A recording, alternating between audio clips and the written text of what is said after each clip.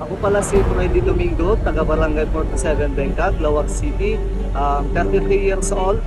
Bale, nagsimula itong negosyo ko nung pagkatapos ng pandemic.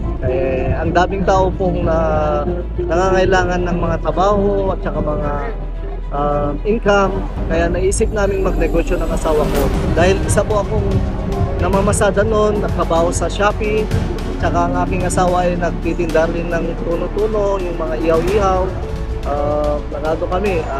Kumbaga hindi sapat po yung kinikita namin sa mga araw-araw noon, kaya sinubukan namin pumasok sa negosyong ganito dahil sa hilig ng aking asawa at anak sa Korean food, Japanese food at saka galing kasi yung asawa ko sa Hong Kong po.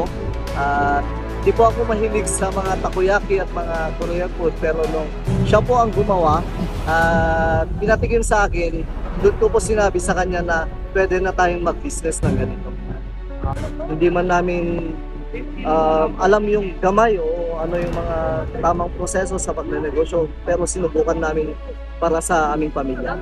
Sa mga taong gusto magsimula ng negosyo, huwag lang matakot dahil ang pagnenegosyo ay parang buhay lang yan na naglalaro minsan.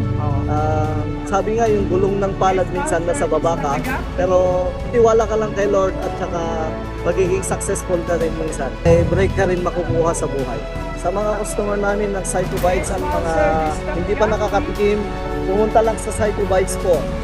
Meaning po ng Cyto Bites sa Japanese po is Best Bites, kaya tinawag namin Best Bites.